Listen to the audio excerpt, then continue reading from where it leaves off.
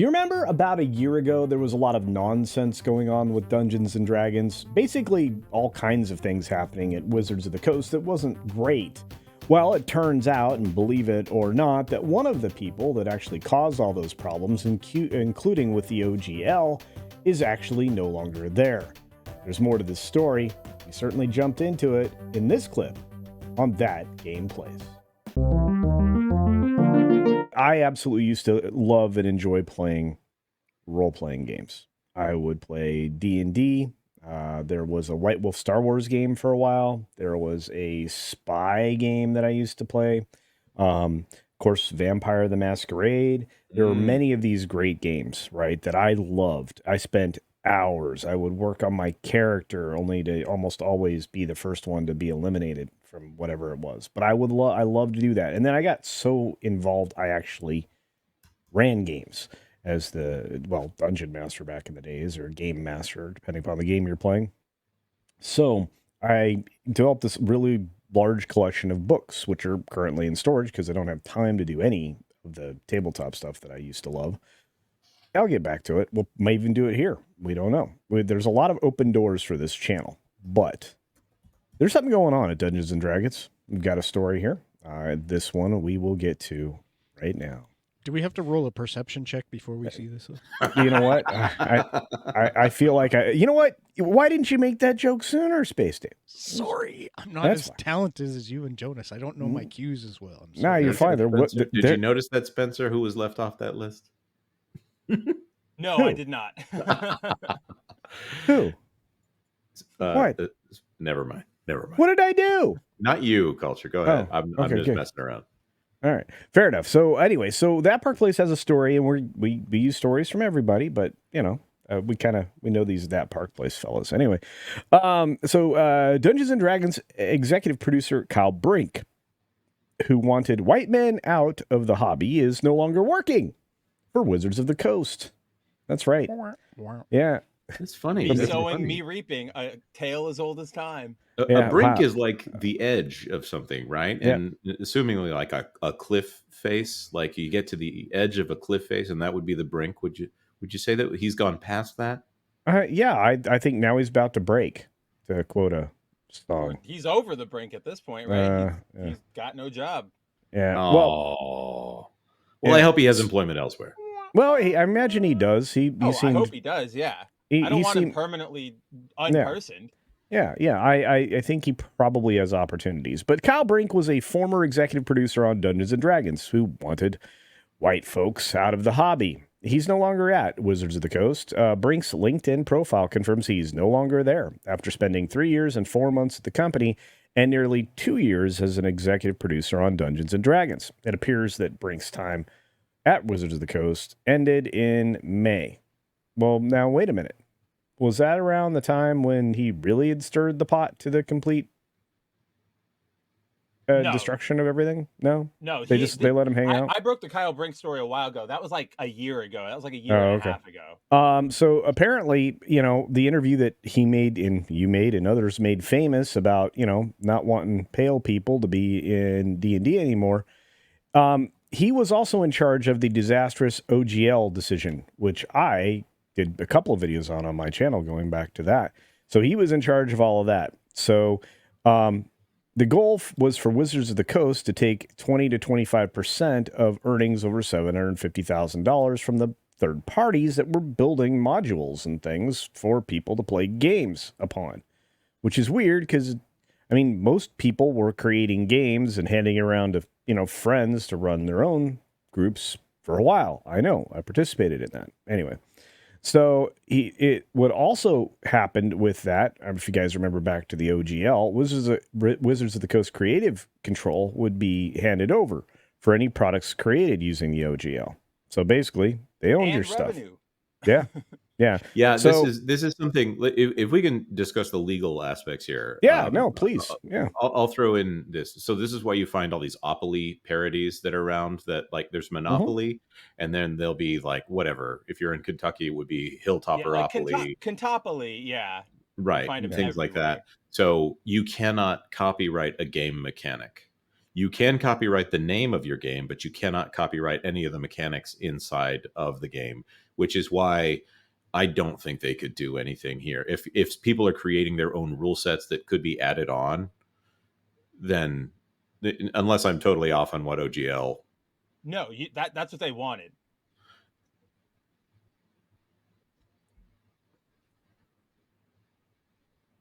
Yeah. Yeah. And they did backtrack on this, because you are right. You guys are right. There is really no way to wholesale enforce that, or even all it serves to do is ruin your reputation. When you go, give me a chunk of those fan modules. Well, okay, then like Culture said, we'll just go back underground. I'll just start handing them around in my Discord and going around your systems because you're being greedy and you're dumb. You're making yet another dumb decision in a long line of them that you've made across the last 5, 10, 15 years. Yeah. And the thing that comes up is like, why would you not just create something else that sounds a lot like Dungeons and Dragons? Like if there was maybe a Tunnels and Trolls, for instance. I'm just joking. I don't know anything about Dungeons and Dragons, and I thought it'd be funny because D. Bud Martin brought up. I was more of a Tunnels and Trolls player. So, I mean, you see, look at any like 90s cartoon or any cartoon really where they have a Dungeons and Dragons episode. It's always like sorcerers and swords, or like dice and danger, or it's really easy. You can just throw two words together, and as long as you got that ampersand there, I think most people will probably know what you're talking about.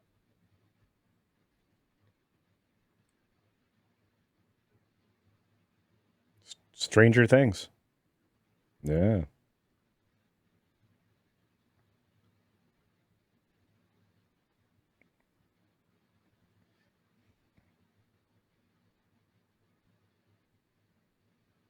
Oh man, what an epic amount of mismanagement. That's a great point. Well, and this is the guy that made that happen, right? Hey, let's try to cash in on other people's work. Well, no, dude, that ain't cool. And so the backlash was epic, right? So you had these publishers like Paizo, Free League, and Cobalt Press basically starting up their own licenses. So numerous customers began to cancel their subscriptions to D&D as well, because they had that thing where they're like, oh no, look on the app. Oh no, do this with your phone. I don't want to do my phone when I'm playing D&D. Yeah, that's some of the fun is the book, Yeah.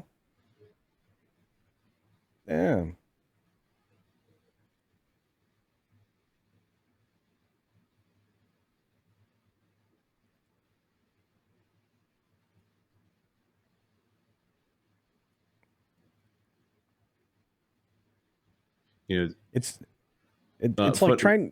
Go ahead. No, I'm reminded of Munchkin, that if you bought the Munchkin app, it actually integrated into the rules of the game, which makes it a little bit pay to win for any player that wants to have whatever that advantage was when you play Munchkin. Wow. Well, look, the last place that a phone belongs is in a tabletop game, unless you're trying to do math, and at a theme park. Okay. Anyway, sorry. No, just a little crossover with little crossover with that game or park place. Anyway, so Dungeons and Dragons eventually backtracked on their proposed changes, and Brink admitted that he was to blame. He said in an interview with Bob Worldbuilder, changing the OGL did not give us as much as it would cost everybody, and so therefore it's dumb. This was a terrible mistake, and the first thing you do when you're in a hole is stop digging. Yeah, but it's a fair point. It is. Yeah, this is bad. Well, it's because you're likely to end up a victim of that or something. But anyway, so it's unclear why Brink departed from the company. However, his departure comes as Wizards of the Coast and Dungeons and Dragons began promoting the upcoming 2024 Player's Handbook, which from all reports is going to be irritating to people. The 2024 Master's Guide also going to be irritating to people. And the 2024, oh my goodness, it's woke, Monster Manual. So, fun. We'll be seeing those in September of 2024, November of 2024, and February of 2025. So, some of your rage can, wait until 2025. Anyway, so despite the departure, it appears a significant rot. Got to spread it out. We got to take care of our hearts, everybody. We're getting up there in ages, all right? In We got to age, that's spread true. out everything that's going to make us angry. It's true. Yeah, so despite Brink's departure, there appears to be significant rot. We agree. As evidenced by the recently released Dungeons & Dragons, The Making of Original D&D 1970 to 1977, which attacks the original creators. So they go after our boys. Anyway, so there's so much more context to this. Jonas, is there anything you would like to focus on? Well, this is when you talk about something like this, where somebody makes it very clear that they're thinking along race-based lines with who should and should not partake in their product. I think it's so silly because large swaths of America, I don't know if anyone's noticed that there's a lot of white men in America. There's a lot of white people, and a lot of them happen to be male. And there's a lot of men in America, and a lot of them happen to be white. So why someone would try to exclude a large portion of the market, as if they can just pick and choose who are the people who actually enjoy what they do, if they can pick their entire market. There's an episode of Mad Men from back in the day where they point out to this TV sales company that by the way, black people like your product, so we've made this ad, and they literally say, what's that? No, that was Admiral Television in the show. Yes. And the people literally say no to more money because of their prejudice. It's even more wrong, think, when it is a person who is a white person to say, we want to have white people out of this. I cannot understand or contemplate how someone could be taught to hate themselves in that way. I think I would love to look this person in the eye and say, you have value. You do not have sin based on the color of your skin, pal.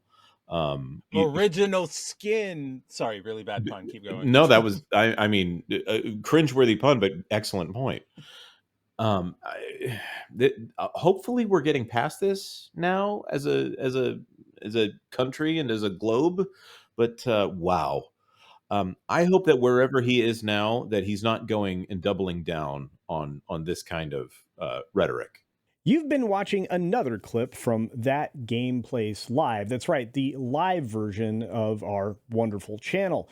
Lots of conversations happen on Wednesdays between 3 p.m. and 5 p.m. Eastern, and you don't want to miss them. Oftentimes, breaking news and many other things occur during the course of the show. We'll also be launching the game reviews very soon, along with a couple of other surprises as we get closer to having some memberships. As always, game on.